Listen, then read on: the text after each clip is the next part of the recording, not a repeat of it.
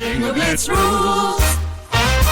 If your bingo has ads in it, That's not a bingo. if it doesn't have the coolest tournaments, mini games, and the most breathtaking design, Nope, not a bingo. if your bingo moment makes you feel so excited that you just want to burst in joy and scream out loud, bingo! Sorry, so you're playing... Bingo Blitz? Now that's a bingo.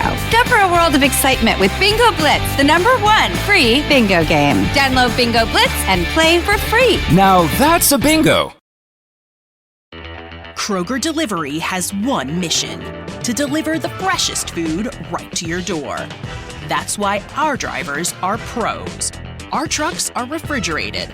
And when it comes to low prices, we always deliver. With $20 off your first order of $75 or more, there's no better time to get in on the action.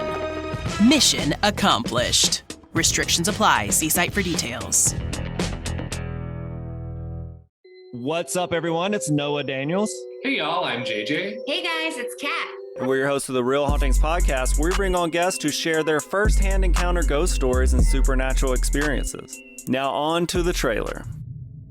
I've been warned to not tell this story, but I think because of the way it ends, it's okay to tell this story, because some people say that with certain entities, to like speak of them or talk about them or in any way like portray them as powerful will attract them to other people. The creepiest thing about it to me is a lot of times it would wait for me to notice it. Like it would just lay its arm out like this, and then I'd be like, where is it? Where is it? And then I'd see it, and then it would just slither back. For more information on the Real Hauntings, Real Ghost Stories podcast, make sure you check out real.fm to learn more about our podcast and many other amazing podcasts.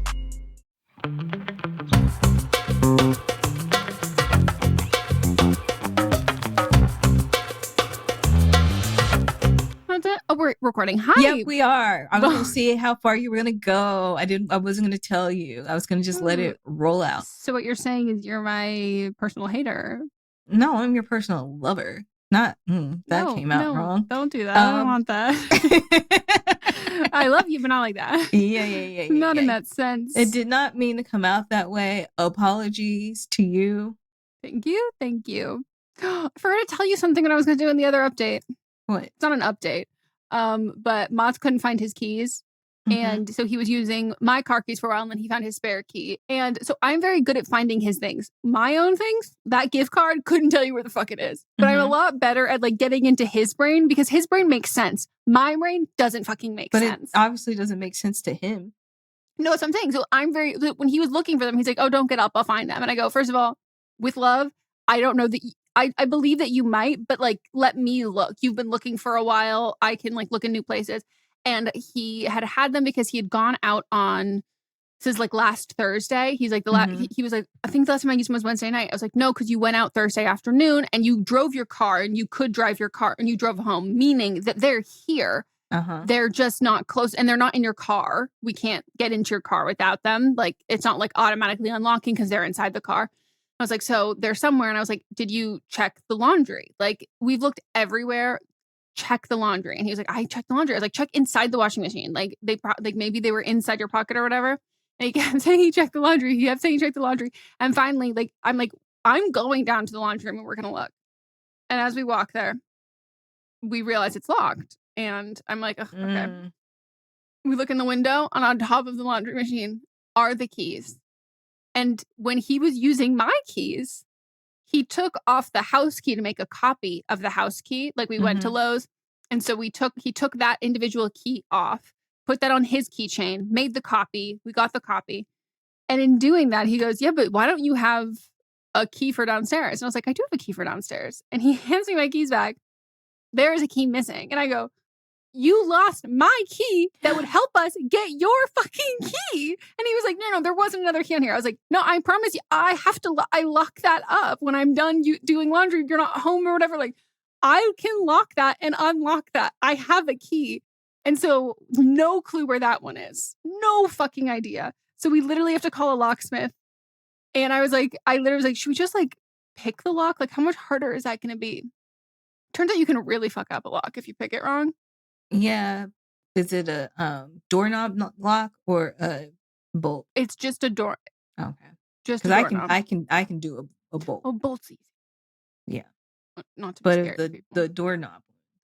Yeah. And it's already like loose in the sense of like, I really don't want to fuck with that. But I had such a satisfying thing of being like, yeah, look at it. Like you can see it through the window where I said it was. Wow. Incredible. I'm always on his ass about how he never locks, he forgets to lock things all the time. And now he's like, well, I'm getting better at locking. And I was like, yeah, but it's now we've at the other extreme where like we'll both be working outside and he'll go back inside and I'll come in 5 minutes later and he's locked the door and his phone's on silent. And I was like, ring and knock. And I was like, okay, there is a happy medium of remembering to lock the doors when you come in or when you go to bed at nighttime and locking me out when you've been inside for 5 minutes. Yeah. And I am someone who loves a smart home, but for some reason a smart lock freaks me out. Melissa, I don't think I don't think it's right. I don't think so it's either. No. And I don't have any evidence I just have a bad feeling and like I just don't feel good about it. And I just would advise anybody just to not do that part. Like I don't like it. Yeah. So those are my thoughts on a smart home. Everything but the locks. Yeah, I agree with that wholeheartedly. But welcome to Don't Blame Me. It's a podcast.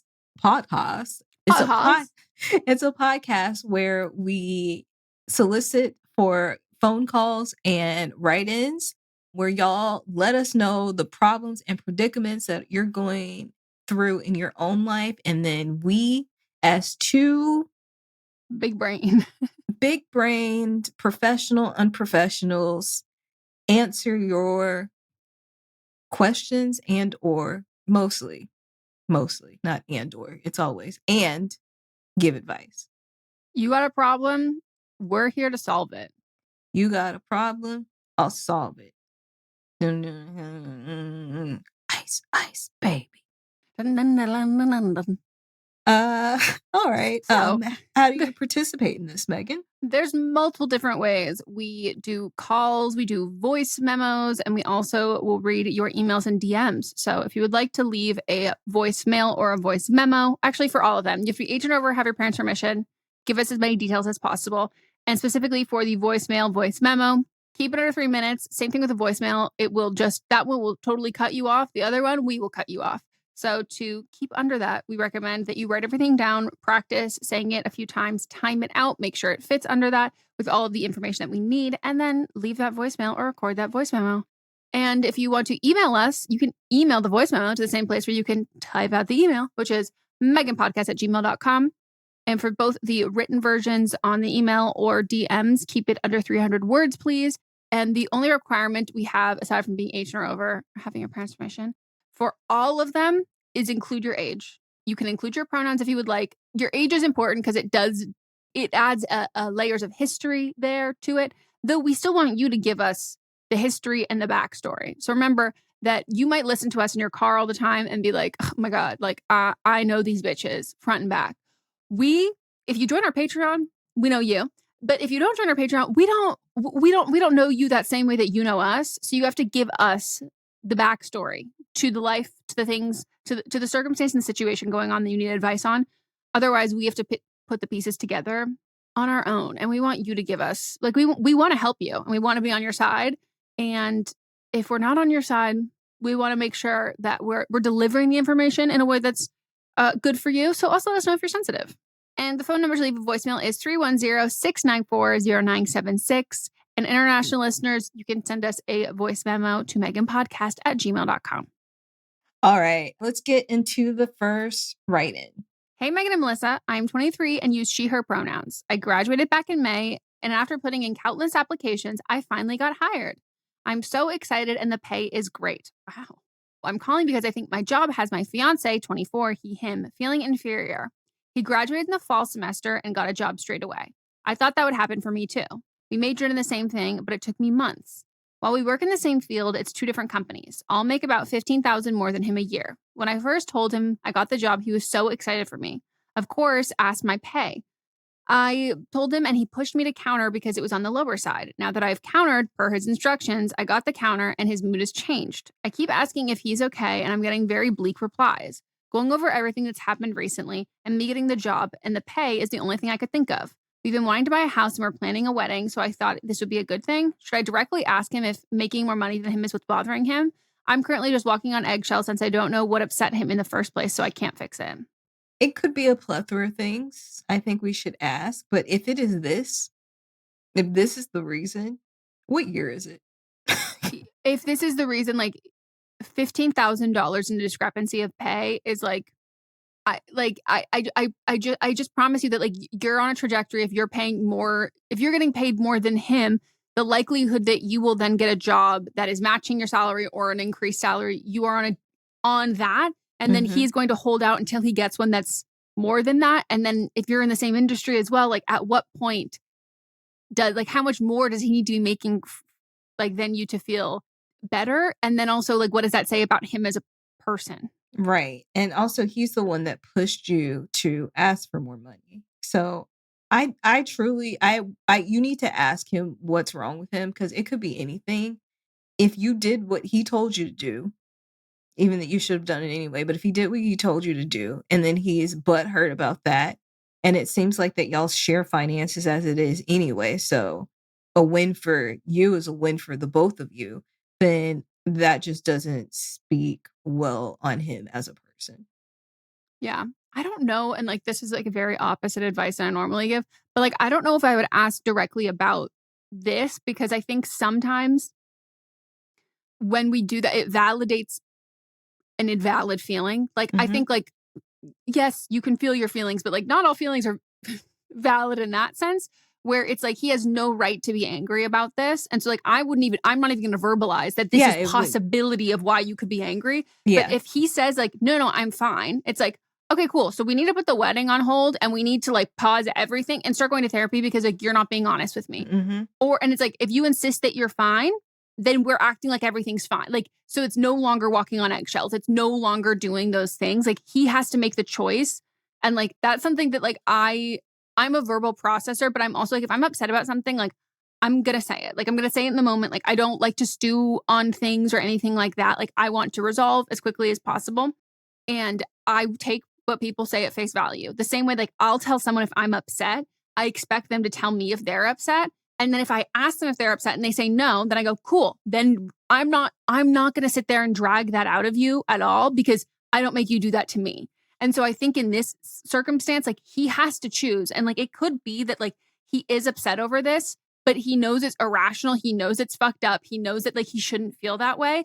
And I'm also a firm believer in like, just because you know what you're feeling is wrong and you know you shouldn't feel that way, how are you acting? Because if you're still acting pissed off and if you're like, well, I'm trying really hard not to be upset. And it's like, but you are still being upset. Like, then you need to separate yourself or do better at that then. Like, you either have to tell me what's going on or you have to lie fucking better. And like, you have to like actually get over it, as opposed to harboring the resentment and being pissed off, but feeling stupid and silly for feeling that way and still treating someone like shit and then not verbalizing it because you know it's stupid, but still treating them badly. Like, it's just, you have to pick a fucking lane. And like, sometimes you're allowed to have, I think in general, you're allowed to have like irrational reactions to things and then like feel icky about that. But like, you have to tell your partner, and then you have to work at that, not just letting yourself stew in those feelings. Like, that is a personal problem for him.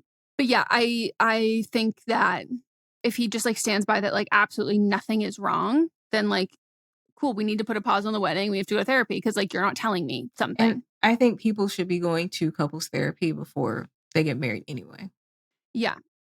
It's about like problem solving and like communication. And I think like anytime you have to walk on eggshells around a significant other, that like to me is like a very big red flag in terms of like one person bearing the responsibility of how the day goes, how the night goes, like the outcome or whatever, of like knowing that like you have to do 200% because they're like a ticking time bomb. Yeah. Yeah. And I'm not like a verbal processor. I have to think on my stuff first. for me, I just need to think on it and then come up with my plan for what to say. But if somebody's telling me that, or somebody is coming to me and saying, you know, what's wrong, what's going on, I'm going to be like, there is something wrong. I need a moment to process it, and I'll bring it back to you. But I'm not just going to keep it inside, because there's nothing productive about that. No, and it builds resentment. And like I've got an issue with a filter. Like I'll just say things. Part of the reason why it works, it's how we figure out Melissa's mic isn't working all the time, because like I'll be like, something sounds funny. Like, and I will do, and it can be so annoying to people of like, it takes everything in me if a stranger has a tag sticking out of their shirt to not just like, hey, tuck it back in. Cause I'm like, keep your hands to yourself, bitch. This is not like, I have a really hard time with that kind of impulse control. But like, I've tried at certain points to just be like, just get over it. And I can literally feel it bubbling up inside me. And I can feel my like face start to like scowl. And I'm like, no, I'm getting more upset when I'm not talking about it. Like if you don't share those feelings don't go away. Those feelings just build into resentment. And then at a certain point, unfortunately, you can get used to resenting someone. But like it just makes every other argument worse. There's just all this dynamite underneath it that can explode right after. And it's just not fair to your partner or anybody to like not give them the opportunity to like repair some damage that they've done knowingly or unknowingly. Yeah. I just think I'm like, that says a hell of a lot about me that you're like it's not worth bringing up. So congratulations on your new job. Yeah. And the pay. Yeah. And I also don't know this is something that you need to fix. So I think this is a great test for your future in communication. And money is one of the things that people fight, the top things that couples fight about. Yeah. Problem solve before you're tied to each other. Mm-hmm. All right. We're going to take a break.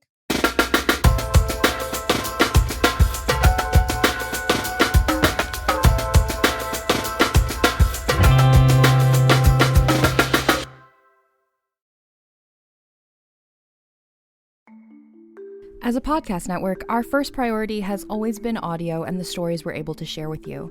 But at Realm, we also sell some pretty cool merch, and organizing that was made both possible and easy with Shopify. When you think about successful businesses like Aloe or Allbirds or Skims, an often overlooked secret is the business behind the business that makes selling and, for shoppers, buying simple. For millions of businesses, that business is Shopify. That's because nobody does selling better than Shopify. It's the home of the #1 checkout on the planet. And the not-so-secret secret that's definitely worth talking about is that Shop Pay boosts conversions up to 50%. That's more happy customers and way more sales going. If you're hoping to grow your business, your commerce platform better be ready to sell wherever your customers are scrolling or strolling, on the web, in your store, in their feed, and everywhere in between. Businesses that sell more, sell on Shopify. Upgrade your business and get the same checkout we use with Shopify.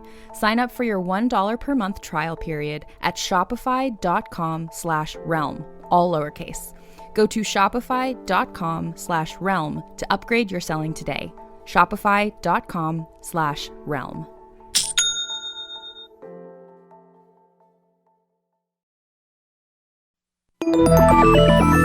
With something like 5 million podcasts, finding a really good one can take a ton of time. So let me recommend one. It's called Something You Should Know. I'm the host, Mike Carruthers, and in each episode we discuss topics that can be really helpful, like how to read people better, the psychology of crowds, or fun things like the story of Legos, or why you probably wouldn't be here if it weren't for horses. Something You Should Know is the name of it, wherever you get your podcasts. Do you love Disney? Then you are going to love our hit podcast, Disney Countdown. I'm Megan, the Magical Millennial. And I'm the Dapper Danielle. On every episode of our fun and family-friendly show, we count down our top 10 lists of all things Disney. There is nothing we don't cover. We are famous for rabbit holes, Disney-themed games, and fun facts you didn't know you needed, but you definitely need in your life. So if you're looking for a healthy dose of Disney magic, check out Disney Countdown wherever you get your podcasts.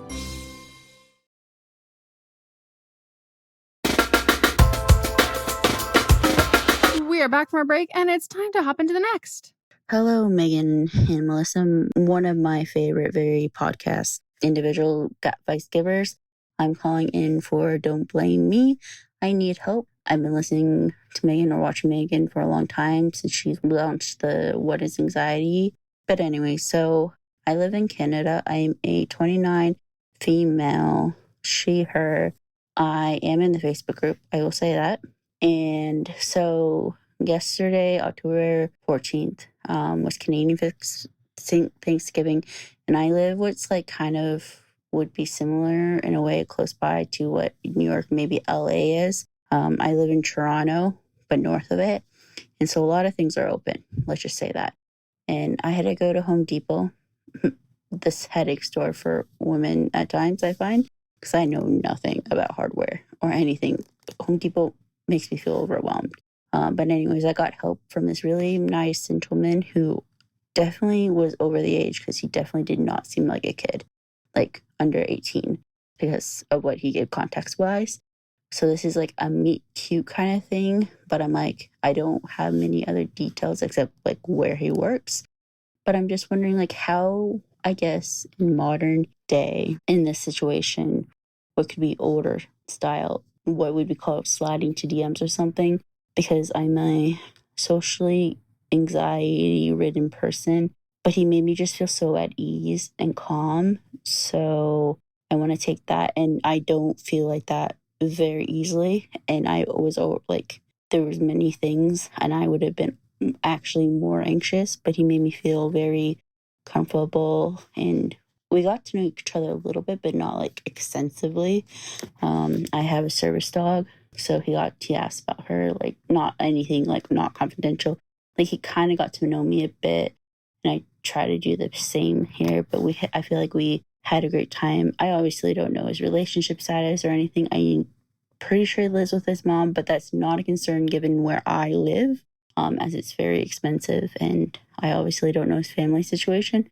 So basically, I'm just asking for help on how do I do a modern day, would be sliding to DMs, but I only know where it's workplace. And yeah, thanks. Bye. So don't slide into his DMs. So the advice I'm going to give you is, first, I think it's important to note that like when you have like a connection with someone or someone like really gets you or whatever, I know that it can feel like it's that person who does that. But what I always like to remind myself is like, oh, if I can feel that way about one person, that means I can feel that way towards other people.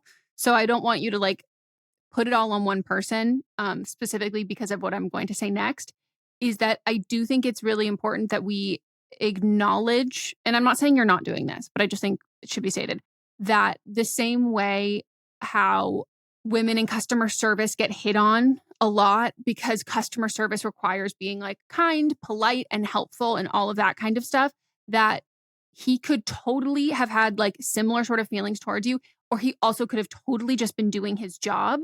And those, I don't want the latter for you to feel like that was a total loss or you feel silly or whatever.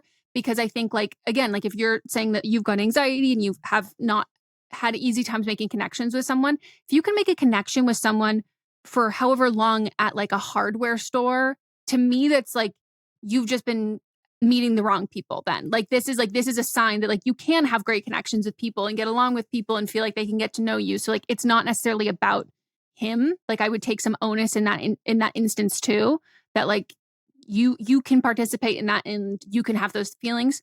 So but at the same time, I don't want to say that like you should never, that people like never meet anybody when they're working or whatever. So like, but the thing is like not crossing boundaries of like, don't find their social media, don't find them online, don't anything like that.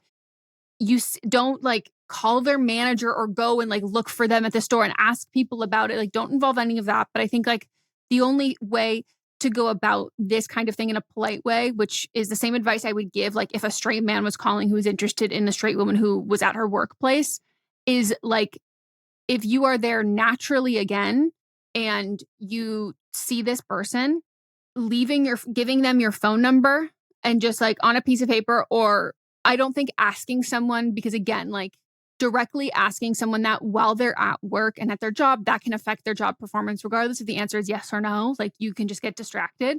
So I think that that's the way to do it, is to next time you're there, if he's there. But I think like anything further of like sleuthing, investigating, like all of that kind of stuff. I just think that if you wouldn't want that done to you, I think it like can feel a little icky. Yeah, I was pretty much going to give the same advice.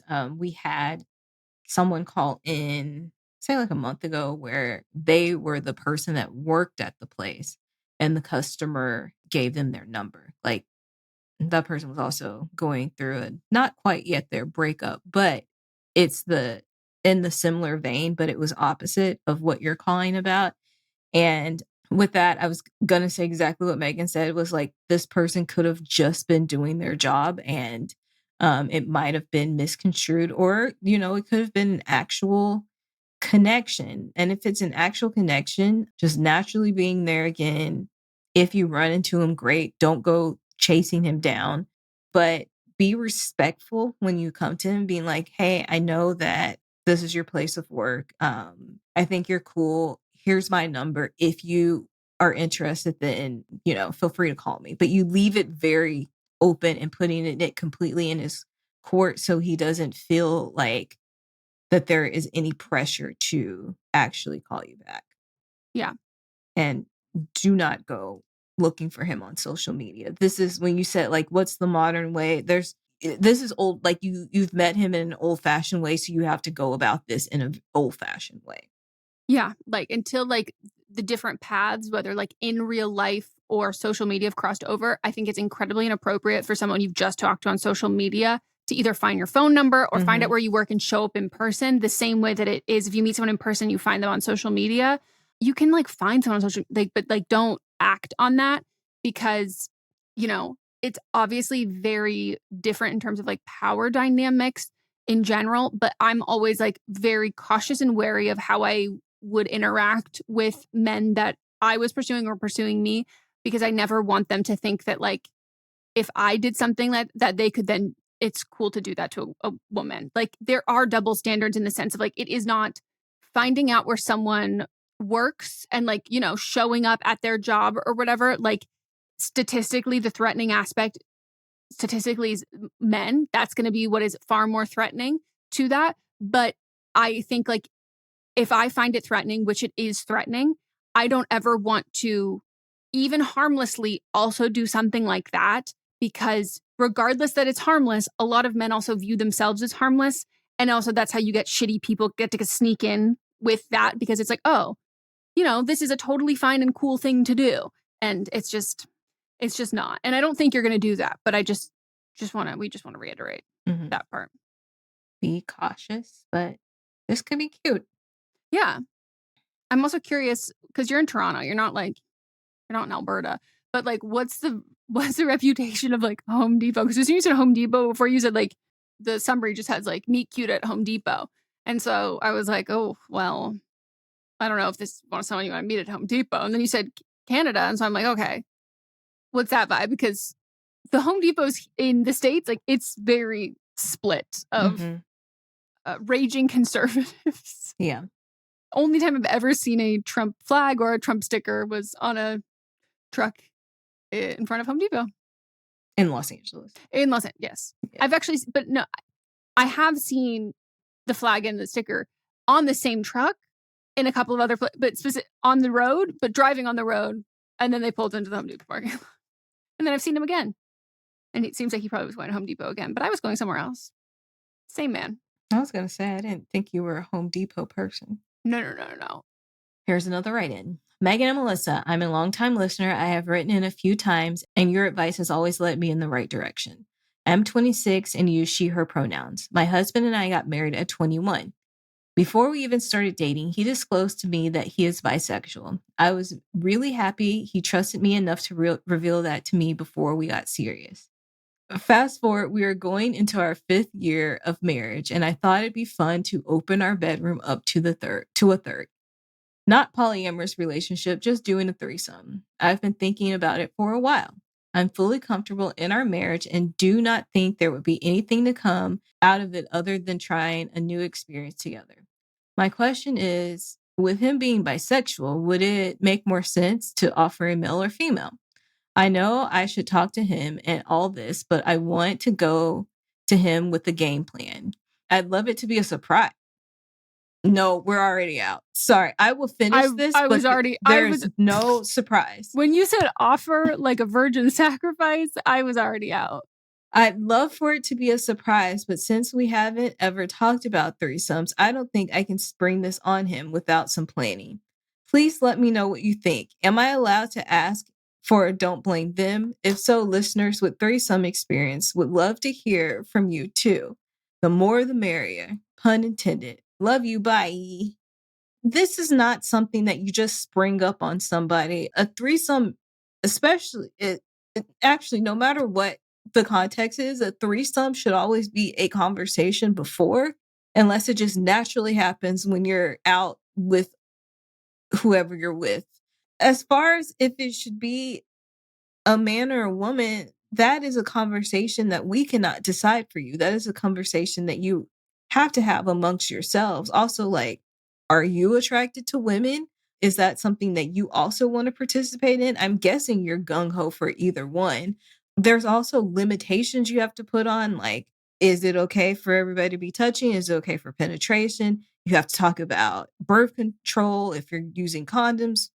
And maybe people get tested before. There's a lot of factors that go into this that need to be discussed before you just spring this on him. It cannot be a surprise whatsoever. Yeah, I agree with that. I also think that like this could be a phrasing thing and like how you've discussed, like how you've written this into us, but like it doesn't sound like you've like talked about this at all. And so like I do think that the jump from the qualifying of starting this with written that your husband is bisexual, it then kind of feels like it's writing in like that. So clearly a threesome is something that he'd be interested in. And like, I think that's like a super dangerous stereotype of like anyone who's bisexual is hypersexual and cannot choose, cannot pick, has to have sex with everyone kind of a thing. And they could, again, it could just be in the way you've written it. And then you guys have talked about that. He's talked about a threesome being a fantasy of his at any point or whatever. But the correlation without that context, correlating bisexual with threesome is, I think, and I say this as a straight woman, take that with a grain of salt, like I do think is inherently problematic. But yeah, threesome should just like never be a surprise. I also think that like our brains sometimes have been like very warped by a cis hetero male patriarchy of thinking that every man wants to have a threesome, like of course.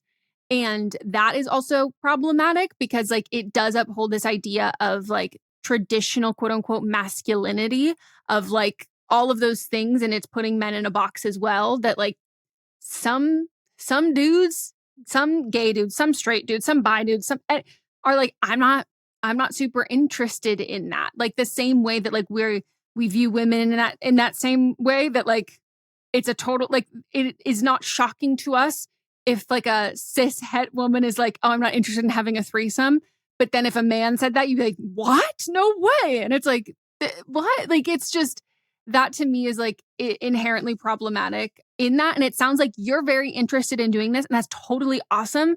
But like, it's not like surprising him as like a present, like, look what I did for you. Like it doesn't include another person in there as well. And like, it's just so, it's such an odd, like this to me sounds like this is a fantasy you have. So it needs to be brought up to him that if it's a fantasy that you have, not like I've bestowed this gift of multiple pussies along to you or like a pussy and a dick. Like it's just like, I think that you're being a little bit clouded by how threesomes are talked about in media and like how like, you know, gold star blowjob, like all of those kinds of things have talked about like men as these disgusting, like horny fucking creatures and like women as these like pure innocent virgins. And then you're like, it's like this to me is like, this has to be a fucking conversation and not in a sense of like, you're welcome in advance, more like, hey, I'm interested in this and not assuming that he is whatsoever. And we've said this so many times before, but when you get into like the sexual fantasy things, and if you build this up and you talk for so long and you plan it all out and you have all of these things and you like, you come with like a fucking blueprint, a game plan. If you like let your imagination go wild before interacting with your partner about this, even if they're down, it will never be what you think it's going to be. The expectations will ruin everything for you. You might not enjoy it. And then you'll feel weird. And then you'll be like, wait, what? I thought I was really going to like this. Or they're not going to be interested. And you're going to feel like a huge sense of betrayal because this has been like something you've been thinking about for so long when you could have just had that conversation and it would have been nipped in the bud way earlier. And then you could have processed how you feel about that on your own versus like building this whole thing up in your head. Yeah. Because also, like, what if you bring somebody and they're not even, your partner isn't even attracted to them? Yeah. And then it's just embarrassing for everybody. I agree with like everything that Megan's saying, but also like presenting it as like, this is something I want to do. Not that I want to do for you. Like, I want to have a threesome. And I want to know if that's something you're open to. Is that something you're interested in? And saying, like, do you want a guy or girl? Mm-hmm. I also think that, like, when you, like, obviously a threesome is about you and your partner until the third person gets there. And so I think that, like, you also have to remember, like, it sounds really fucking creepy to, like, offer someone up. Like, it really is giving, like, everybody is there to, like, serve and whatever. Like, they're people. These are, like, these are people. And didn't we have somebody call in before that had been in a threesome where they were the third and they felt like that they were just like being used and their feelings weren't being put into perspective? That was a while ago, but yeah. And there's just something about like other people are not to be used to like fulfill your fantasy. Like they are other, and they have their own agency and they have their own things that they're kind of like interested in that sense. And so like, I don't know. I think like sometimes people talk about like, oh, threesomes, like that's what brought me and my partner closer together. And I'm like, okay, cool. So like, what about that third person there? Like, it's just like, this, it's not a sex toy. It's not just like someone there. And then again, there's like this stereotype of like, oh, well, people who have threesomes with couples, like they're fucking crazy horn dogs. Like, of course they're like, I'm like, no, like stop. Like you have to just like continue to attach these people to this. And yeah, it's giving human sacrifice. And that makes me deeply uncomfortable. It feels like it's just your fantasy that you're trying to live out, but using your partner as an excuse for it. Yeah. And like, you're totally allowed to have these fantasies. Yes. You're totally allowed, like you got married fucking take young. some ownership on it. Yeah. And like, you liked the fact that he was so honest with you about like his sexuality before you guys got married, like when you were younger, when you first got together. So like, you need to be honest and open with him about like this side of you. And then also like knowing that if you don't like get it out in the open yet, you will like stew on this and you'll obsess over it more and more and more. And then like, you have to decide like, is this a deal breaker if he's not interested? But like, yeah, this is like getting someone a present that could like, you assume that they're going to love without any knowledge of if they wear this thing, if it's the right size, like all of these other things there that it's like, if you let it build up, this fantasy specifically build up so big and they let you down, you're going to feel crushed. And you probably wouldn't have felt nearly as crushed 2 weeks prior. And but I put all this work in and it's like, no one asked you to do that. Look, let us know how it goes. Also, if you've been in this situation from any angle, from any position, from any part of the threesome. Yeah. Please write in. Give us your thoughts from that perspective. And if it was what you consider a success or not. And specifically, I mean, I want everyone who's been in that position to write in. But I also just need to know if there's even one person who listens to us who has ever been in that position because they responded to a dating app of a couple where they said, looking for a third, looking for a unicorn. Because I have to know if it works. I've seen them. No, and Melissa, I think it does work. I've seen guy and girl and then also guys because, you know, I'm interested in guys. So I'm either getting the guy's profile where he's with his partner. Well, either way. But but the one whether where it's guy man or woman. Yeah, if it's guy and guy, then it's like a joint thing that they have together. So yeah, I've seen both. When I was on dating apps, every 3 people you scroll through, it's a man who looks like he rock climbs and his wife or his girlfriend or whatever. And so like, I'm just so curious if that works because I think it would work way more if it was a guy one, because the profile, specifically when they're written by the husbands, I'm like, you do not have a way with words, sir. This is the last one I saw. It was written by the wife. Like those ones are much better. You could but tell. when there's like looking for our unicorn, like we're a fun loving couple, and I'm like, no, stop. But let us know. All right, we're gonna take another break and we'll get into some more.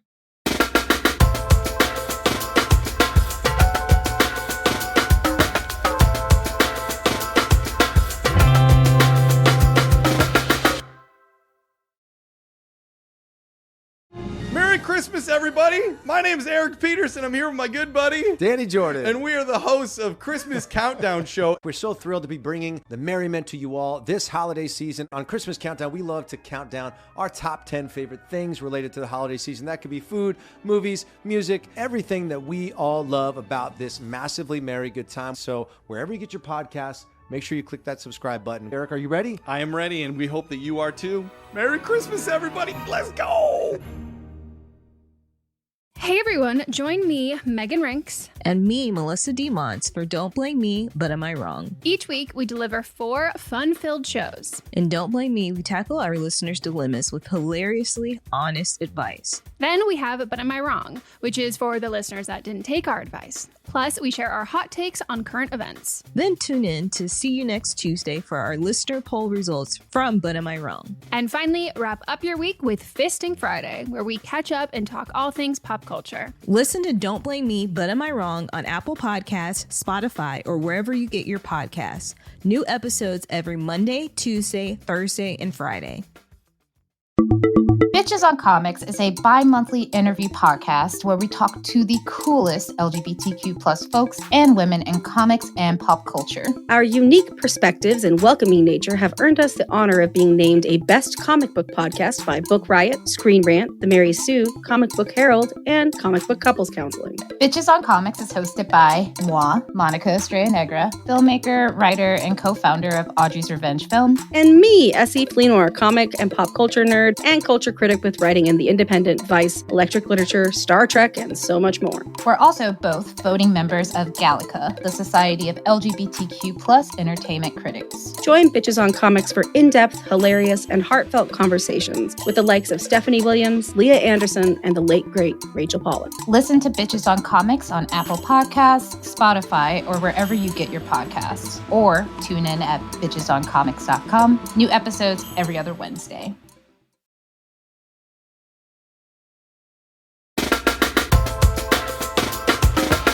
We're back. And it's time to get into the next. Oh no. I'm going to read this out loud, and I am not looking forward to it just based on the one sentence summary. Hey, I loved that laugh. That was good. Hey, ladies, love the podcast. So this is going to hurt even more. I'm new to the podcast scene, so I love tuning into y'all daily. I'm meeting some. New. So you missed our very mean stage. Yeah. So we really have to rein it in. This is a new listener. We don't want them spreading these bitches. Okay. I'm 28, she, her, and going back to school. I'm in my sophomore year. My psych professor is a grad student and super hot. Okay, this is better than I thought. This is better. Yeah. You're probably older than you. Yeah. Okay. 28, yeah. We're around the same age, so it's not like I'm crushing on a grown man. Okay. I'm so sorry we judged. I'm so sorry, too. It literally said, I should have read it. It said, caller is an older college student. I didn't read that. I just said, caller, college student, crush, professor. Okay. So sorry.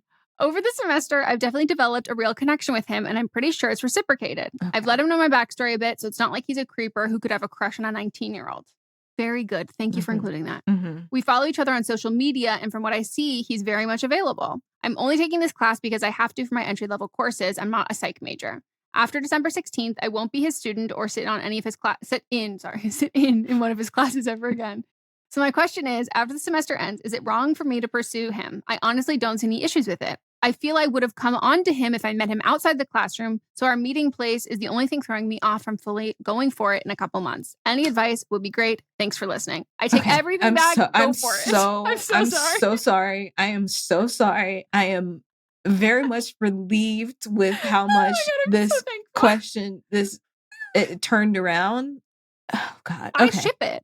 I do, but there might be some things in place at the school where you can't date somebody that's been your student, even if they're not currently your student. Really? Yeah. Oh, well, I guess it is undergrad because it's not. It would be, it would be different if you met him just like out in the wild and you were never his student, but you've now been his student. So there may be something you can check. This would be public information. It would be in the handbook for the school. You can check to see. It might be fine. It might not be. If it comes from you, then there's no issue. Like if you just say, and then he would have to be like, hey, I actually can't do this, but like, we just need to figure out things. But I ship it very much. We may have to wait 2 years. I don't know, but we just gotta, or when he's done, if he's done with his grad program in like a year, we may have to wait. Just figure it out. Look in the school handbook. It's public information. And I think that's a very good point because I didn't think of that part. But also, you need to be, regardless if it's like allowed by the school, there are things that are also like quote unquote frowned upon or just like not necessarily super professional. And so I think like you, regardless of if it's allowed or not, you need to be the one to be like, send him a message and be like, hey, I'm interested. Maybe not put it in writing. Yeah. I would say it out loud. Yeah, but you shouldn't go to his like. No, but he's got to be around campus. Yeah, and just like say like, hey, I don't know if this is cool or whatever. I just like wanted to let you know that like I would like love to go out with you sometime. I don't know, like you obviously know your job and like what's allowed or whatever, but like I didn't, I would be kicking myself if I didn't say something. Because I think if you're going to wait for him to like pursue or reciprocate in like anything more than that, I think even if it is allowed by the school, that would then still be deemed somewhat a power imbalance. Because even though you could then say like, oh no, I totally reciprocated it, unless it's like, there's just a little bit more gray area there. So I think like he could totally be into you, but he's probably reciprocating as much as he can without you making that statement or move. And then also he's not going to, I don't think, it's also presumptuous, and you could say something if he said, hey, by the way, we can't actually do this because of this. And it just for what your relationship is now. And you could have been like, I was being friendly. Why did you think this is flirtatious? And then you could have report him. So I think like you're picking up on all of the things. And I think he's probably doing whatever he can do that is like appropriate. So I totally ship this. But I think having each other on social media to me is an indicator that there is not a policy that you can't date. Because I think that would be included, or it would at least be enough in like the indicator of the gray area that would have been a bad move, specifically adding you while you were his student. Yeah. So I like this. Just proceed with caution. Yeah. I mean, I just watched an episode of Greek. Well, they just broke up in Greek. Sorry, spoiler alert. For the show that came out in 2006. But Calvin was dating. He got set up by Ashley to date who was one of her old TAs. And he's like still a TA on campus. He's not like a professor, but he's like a TA. And he's like 26 and Calvin is like 18 or 19 or whatever. And Calvin broke up with him after like he like slept with his like Calvin slept with his ex, and it was like this hang, and he thought that that's like what the other like his like big bro did. He thought his big bro was like cheating, and so he was like, yeah, like no, it can't be too serious or whatever. And then he realized that like as like he was like, no, our age difference is okay, like we can do this. Or he was like, no, I like kind of need to be 18, and like you're great, but like even though he wasn't like pressuring him to like be he wanted them to like go to a wine bar, and he's like, I want to go to a frat party. Like I like, I'm younger like that.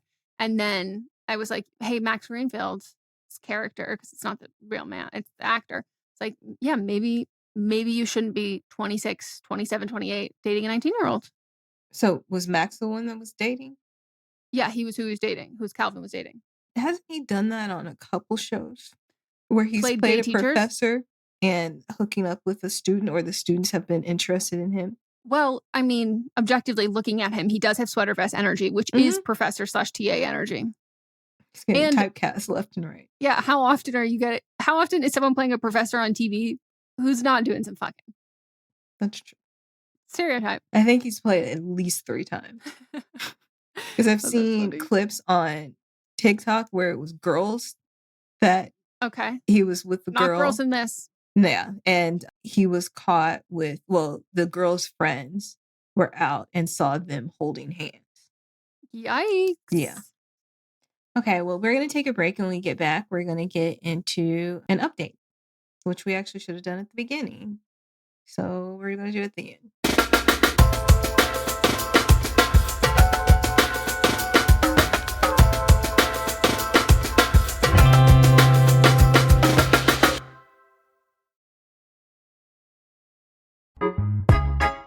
People often look at me with confusion when I ask them what their only one in the room story is. They think it has to be like mine, where I went to a 600-person event and discovered that I was the only Black person there.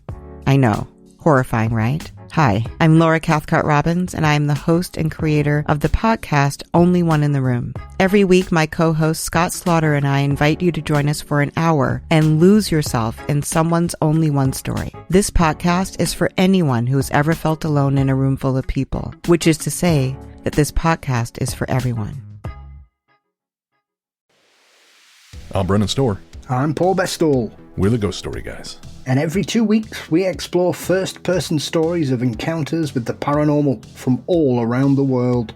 Then we have some fun reacting to those stories. We like to say our goal is to scare the hell out of you, then make you laugh. Belief in the paranormal is not required. All you need is a love of great storytelling and curiosity about the world around you. Come find the Ghost Story Guys on Apple Podcasts, Spotify, and everywhere else fine podcasts live, or at ghoststoryguys.com.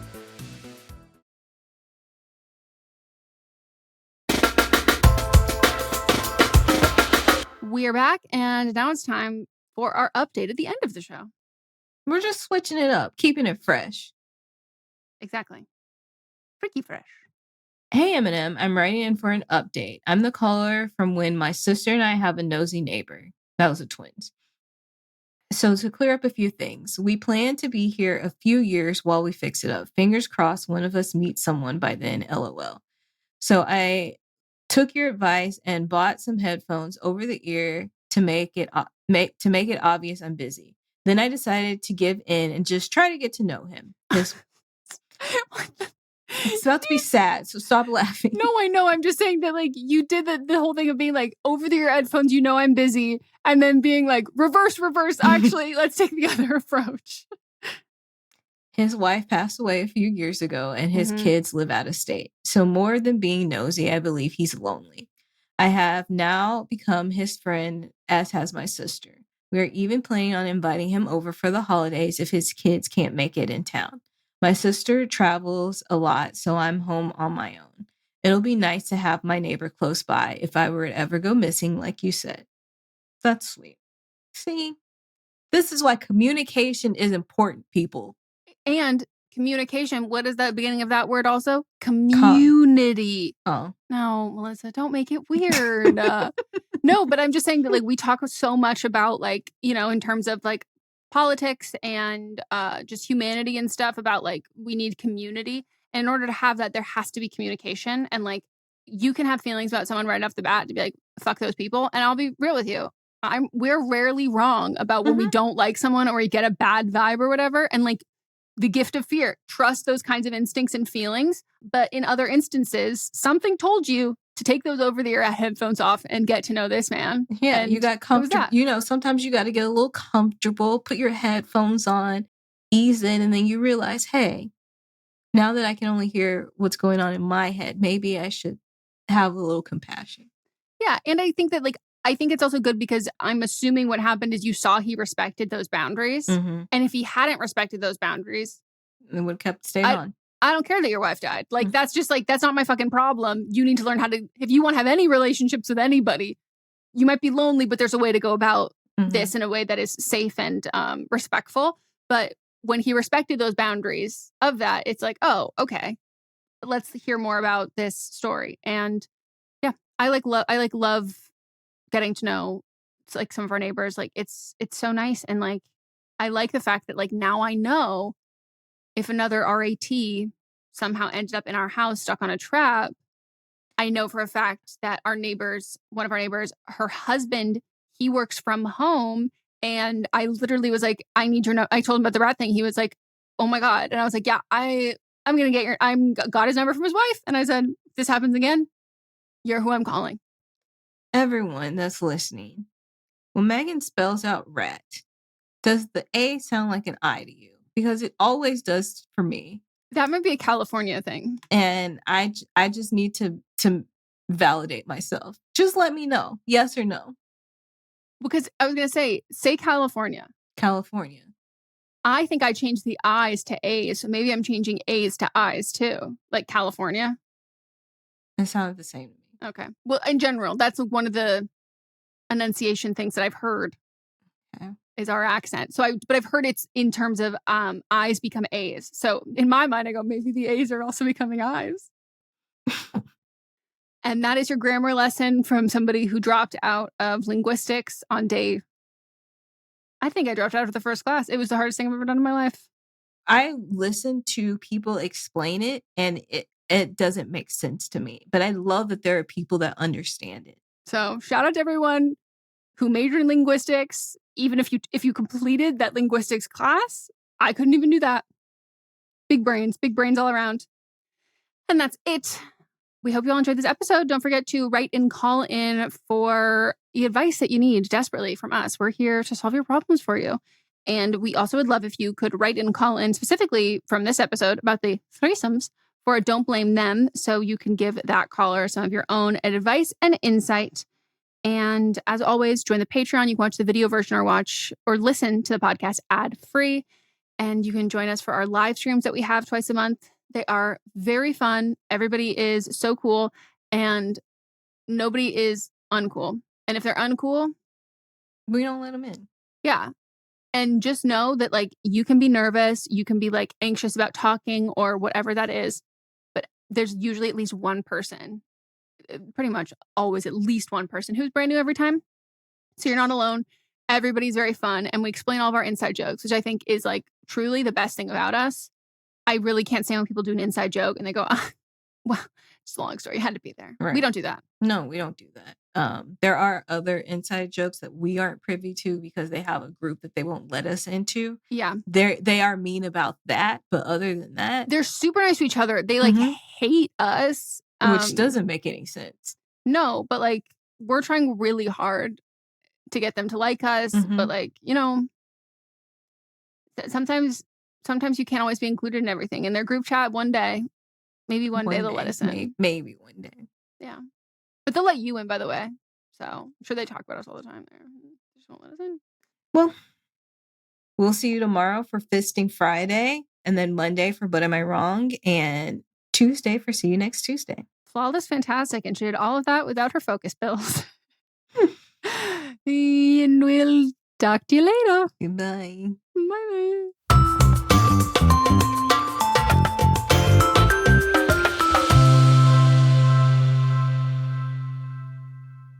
This is a Sister Sign production hosted by me, Megan Rinks. And me, Melissa DeMont, plus Diamond Imprint Productions. Post-production by Coco Lorenz. Production assistance by Melanie D. Watson. And music by Ryan Hunter and Giacomo Picasso. Welcome to the small town of Chinook, where faith runs deep and secrets run deeper.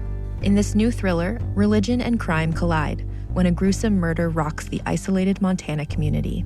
Everyone is quick to point their fingers at a drug-addicted teenager, but local deputy Ruth Vogel isn't convinced. She suspects connections to a powerful religious group. Enter federal agent V.B. Lauro, who has been investigating a local church for possible criminal activity. The pair form an unlikely partnership to catch the killer, unearthing secrets that leave Ruth torn between her duty to the law, her religious convictions, and her very own family. But something more sinister than murder is afoot, and someone is watching Ruth. Chinook, starring Kelly Marie Tran and Sanaa Lathan. Listen to Chinook wherever you get your podcasts.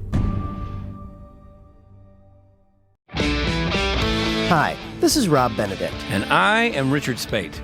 We were both on a little show you might know called Supernatural. It had a pretty good run, 15 seasons, 327 episodes. And though we have seen, of course, every episode many times, we figured, hey, now that we're wrapped, let's watch it all again. And we can't do that alone, so we're inviting the cast and crew that made the show along for the ride. We've got writers, producers, composers, directors, and we'll of course have some actors on as well, including some certain guys that played some certain pretty iconic brothers. It was kind of a little bit of a left field choice in the best way possible. The note from Kripke was, he's great, we love him, but we're looking for like a really intelligent Duchovny type. With 15 seasons to explore, it's going to be the road trip of several lifetimes. So please join us and subscribe to Supernatural Then and Now.